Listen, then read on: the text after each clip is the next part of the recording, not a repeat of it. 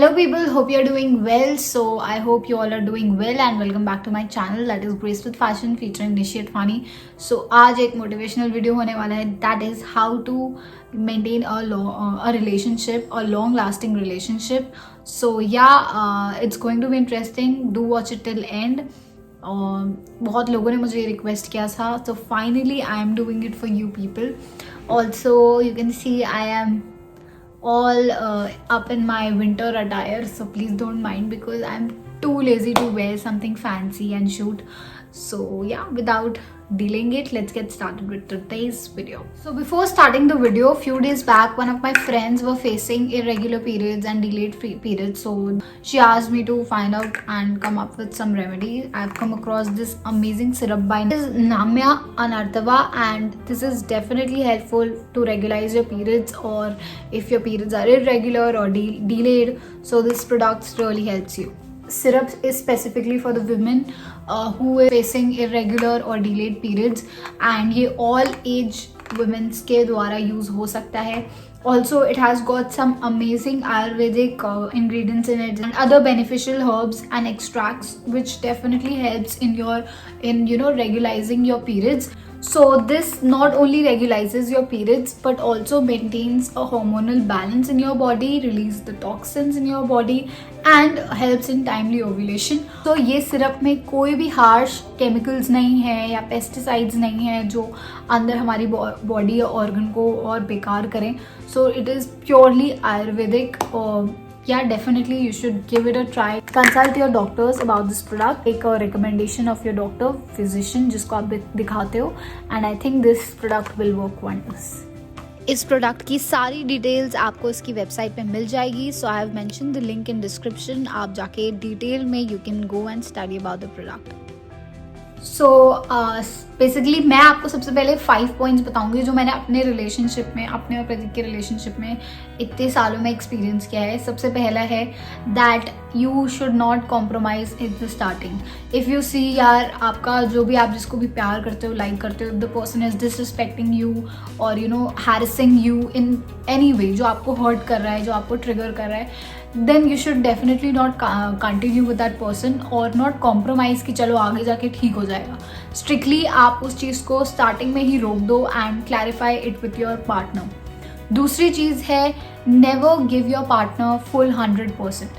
अगर आप अपनी तरफ से पूरा 100% दोगे, so rest remaining your partner will be at leisure कि अरे ये तो आ ही रही है, झक मार के आ ही जाएगी, और they'll start taking you for granted. So always give a 50% to your partner and never give पूरा 100%. 50-50 रखना चाहिए. 50 आप उसको मौका दो and 50% you should give. Third, always indulge yourself into some working activity. Never sit empty. Usually क्या होता है कि guys होते हैं वो अपने काम वाम में busy हो जाते हैं and girls घर पे होती हैं, अपनी studies कर रही होती हैं, so इससे भी confusions create होते हैं. Prioritize your career. This month's for girls. Always prioritize your career. Fourth point is never ever break up with your partner if he or she is talking to a girl or a boy or his friend, her friend.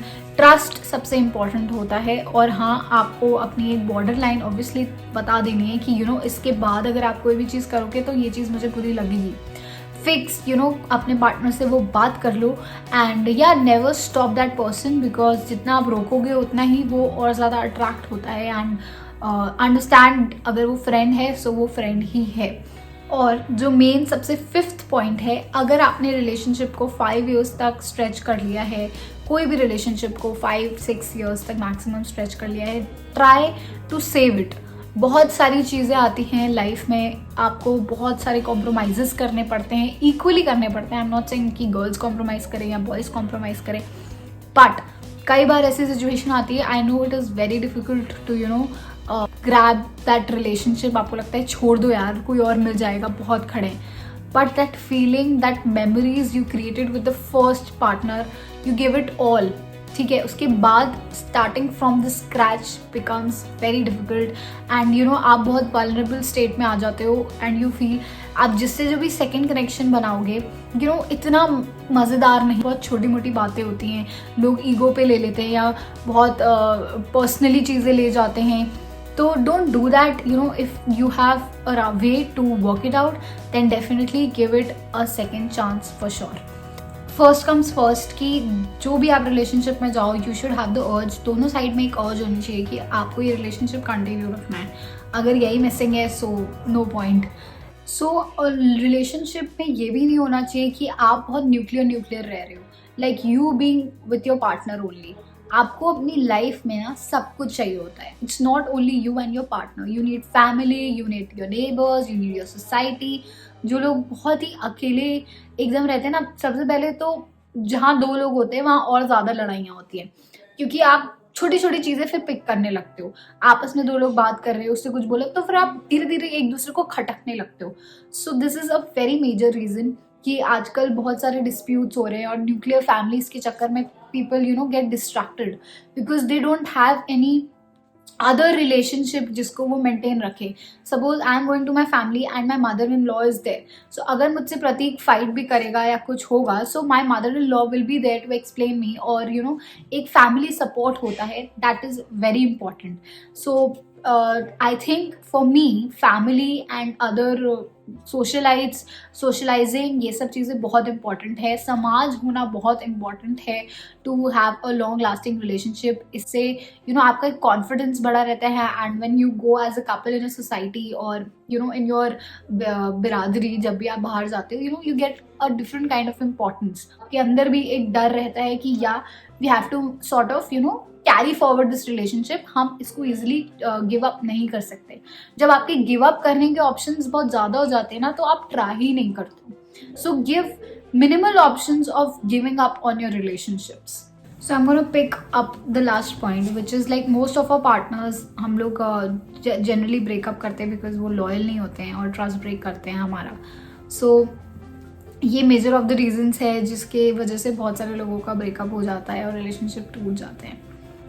I would say कि don't lose your mental peace and forgive your partner once understanding the situation. I know I will be बहुत मुश्किल होता है ये करना. And मेरे को बहुत लोग कमेंट्स पे लिखने भी वाले हैं कि आप ऐसे कैसे कह सकते हो. But if you go deeper, that अगर सपोज आपका relationship is there going on for like 9 years or 10 years down the line, and if you decide to leave your partner or leave that person, क्या आप उसको छोड़कर भी उतना खुश रह पाओगे जितना उतने उसके साथ रहकर थे? In the end, what all matters? It is your happiness, it is your peace, it is your mental state of mind, right? And if you leave that partner, कितना ज़्यादा exert करोगे आप उस person के mind. चलो वो तो deserve करता है, but आप अपने mental peace को ruin कर दोगे. And the scenario will be different if the partner itself is not willing to be with you. But if the partner is apologetic and is very, आपको देख के पता चल जाता है कि क्या वो actually वो feel करता है अपनी fault को and accept and regret what he did with you, then you should definitely give it a second chance. And that doesn't give leverage to you people or to watching my audience. I never meant that कि आप चाहो cheat करो openly. It is horribly wrong to cheat on to someone who is there for you no matter what. And for just the sake of 5 minutes of happiness, you people are doing this. जिन्होंने भी ये किया है, I will advise कि please avoid that. And yeah. और सबसे and में point मैं सबको बोलना चाहती हूँ, प्लीज़ अपने पार्टनर्स के फ़ोन पे चेक ज़रूर रखना. Don't give them that liberty कि अपने पार्टनर्स के फ़ोन पे चेक ना रखो. आप रख सकते हो चेक यार. You have full rights. If your partner is not giving you the phone, then definitely you should ask your partners to share the phone. And या I am just kidding guys. ये तो आपकी personal understanding है कितना आप trust कर रहे हो. एंड आई होप जितने भी लोग हो, this video is helpful for you. And this is how I practically I am still working on my relationship, but this is how I followed all the things that I've told you in this video practically, and how my relationship is going. So I hope this video is helpful for you in some or the another way. I am not a guru or something like that, but मैं आपको बता रही हूँ जो practically मैंने अपनी life में throughout experience किया है. So I hope you like this video and I will keep coming back with more such kind of videos. Don't forget to like, share and subscribe to my channel. Bye people.